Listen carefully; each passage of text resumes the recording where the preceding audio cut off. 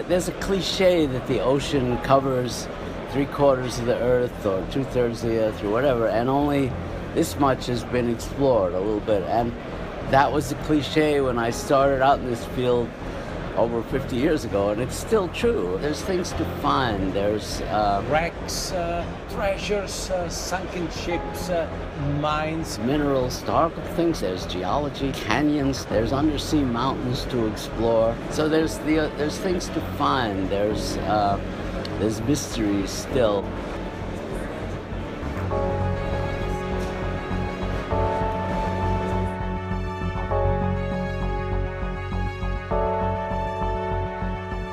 Oceanology International is a yearly conference that brings together over 500 exhibitors from over 79 countries.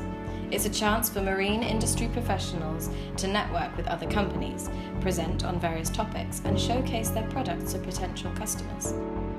It is at this conference that we asked marine industry professionals to explain what they enjoyed most about working in the industry. Well, the industry itself is fascinating and continually evolving. The people are fascinating. What I like is working with the latest technology and actually working closely with customers who appreciate and rely on the things that we do on our tools to be successful.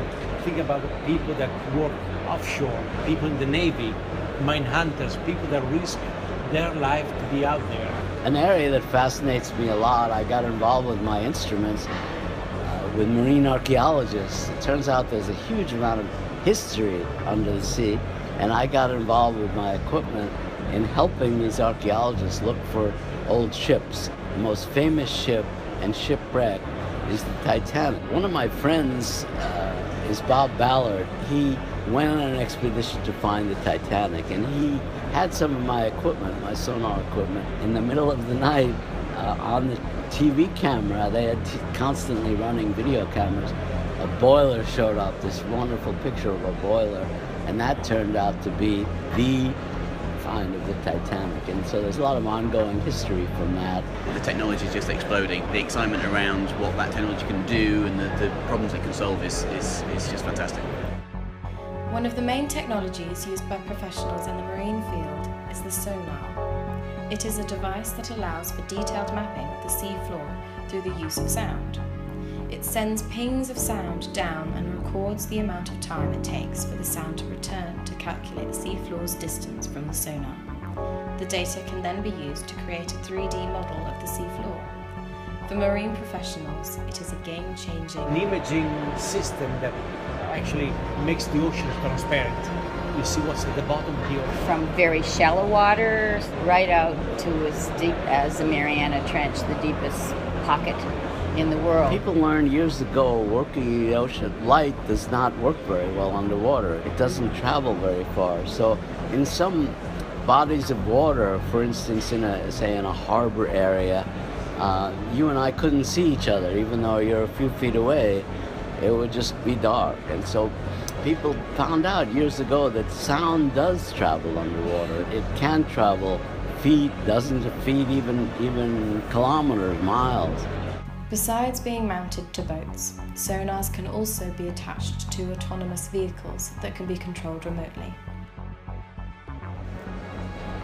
Operating out of Plymouth, we have a close allegiance with the maritime markets, and there's a lot of underwater testing, a lot of marine research goes on out of Plymouth. I chose to study Plymouth because I wanted somewhere where I could survey the ocean literally on the coast. We have a close relationship with Plymouth University. We see beyond the academic environment and want to work with businesses. One of the big benefits of this is that we can form relationships with industry that might lead to studentships, might lead to placements. I have worked with quite a few local companies. So there's a lot of people in our business in Plymouth that have come up through Plymouth University.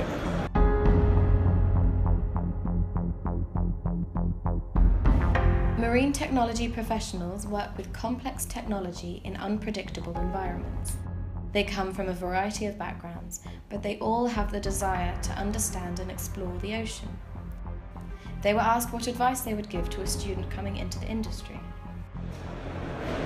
For a student coming to this industry, I tell my son, I say, well, strive for excellence always. Second, pay attention to the evolving technologies. Strive always for excellence. Never be satisfied of your own result. Do not lose sight of the future and where you want to go. You have to constantly stay on top of evolving technology. Don't graduate. I like to feel that I'm a lifelong student. Right from the beginning, you should decide to never stop learning. Network to everybody, because that person could help you or your company somewhere along the line. Stay and mingle with your best friends. Best friends, when I mean best friends, the highest achiever of your class. Enough said.